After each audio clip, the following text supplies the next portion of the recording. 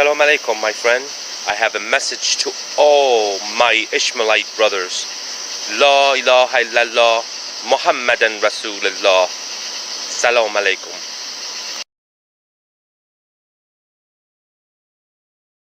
Now, we're going to go to Genesis 21:13. We're going to see another anti-Semitic attack on Ishmael, the seed of Ishmael.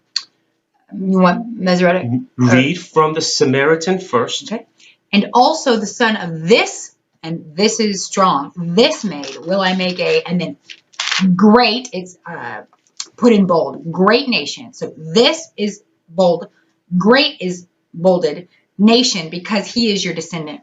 Now, I want you to read it from the Masoretic text, Summer. And also of the son of the bondwoman will I make a nation, because he is thy seed. Okay, hold on now. We're going to see the difference here. Samaritan says, son of this maid, and the word great shows up. I'm going to read from the Masoretic text slowly so we can see it. So, And also, the son of a bondwoman will I make a nation because he is thy seed. now, bond means purchased. There's some type of a transaction. It's Seems like bonded. a negative There's thought a process. note on her. Of course, we see that's not true Because in order for Hagar to be a wife of our patriarch Abraham, she must follow the halakha, the commandments of Hashem, and she is called a wife. From there, we're going to go to Genesis 25:16. one page over. Excellent. These are the sons of Ishmael, and these are the names by their yards and by their castles, 12 chiefs according to their tribes.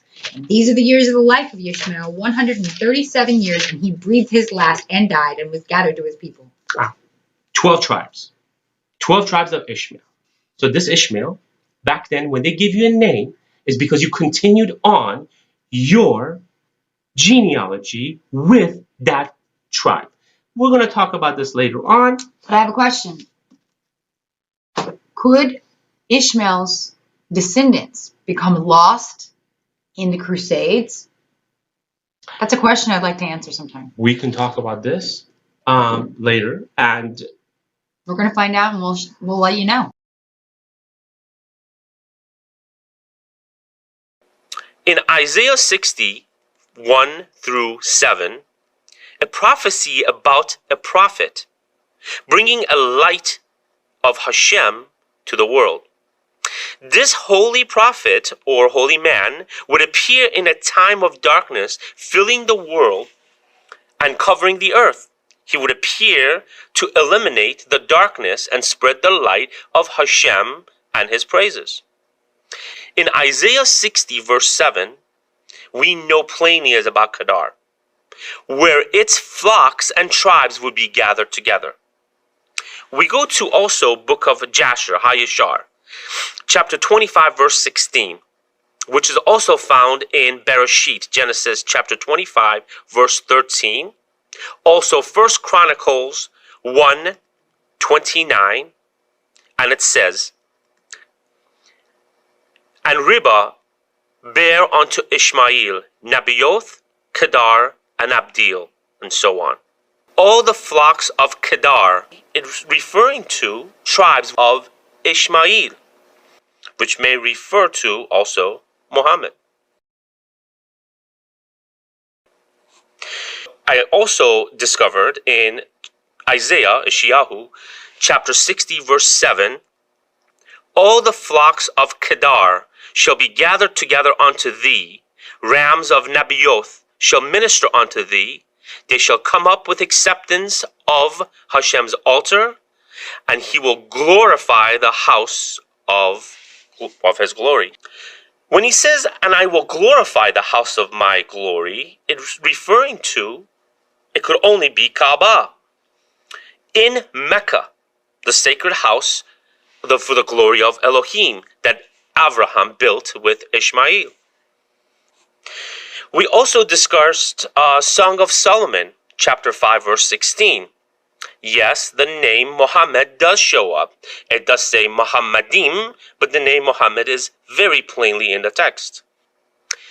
I finished this with Song of Solomon, chapter 1, verse 5.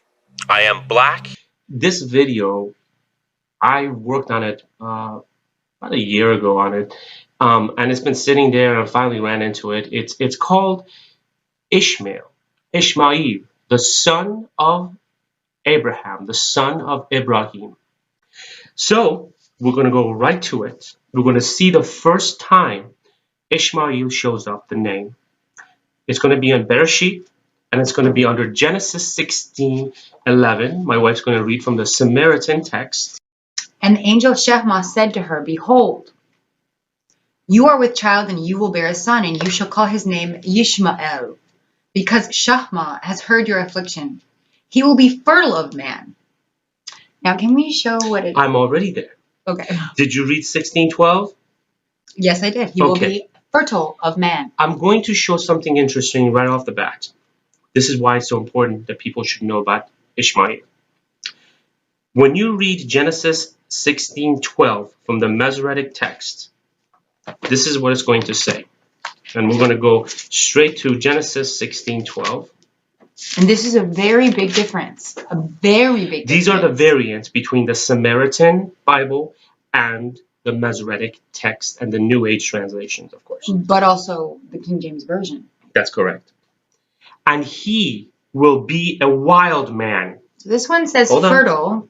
That one says wild. His hand will be against every man, and every man's hand against him, and he shall dwell in the presence of all his brethren. Now, just from reading this, it is such a negative connotation. It denotes the seed of Abraham that Hashem said that I will bless your seed. I will make you fruitful.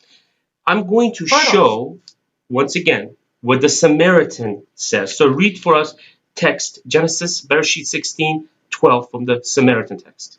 He will be fertile of man. Hold on. Masoretic text says wild man. That says fertile. It is not good for man to be alone. Man must procreate. You must multiply. This is what Father says. You must procreate. Keep going. So going on, his hand will be with everyone. Now, listen, with everyone. As opposed to Masoretic text, against. Now, against and with, there's a lot of difference. Now, keep going. And everyone's hand will be with him. Everyone's hand will be against him. This is the Masoretic text. And he will live among all his brethren. Interesting enough, the last verse matches perfectly. He's going to be with his brethren. Now, we're going to see what that means, because we're going to see going forward, he's going to be with his brother when they're ready to bury Abraham. Now, we're going to read from these new translations. This is for our Christian brothers. I'm going to show how anti-Semitic the Christians have really become with these translations. This is from the NIV, and the NIV is New International Version. You hear these new. Now, I'm going to read it. Wild donkey of a man. So not only are they calling him wild, but they're also saying he's a donkey. Now here, JPS, what does it stand for? Jewish Publication Society. Look at the date, 1917. What's going on in It's 1917? after World KJV. War I. Now, JPS says ass of a man. So he's not going to call him a donkey. They're going to call him an ass.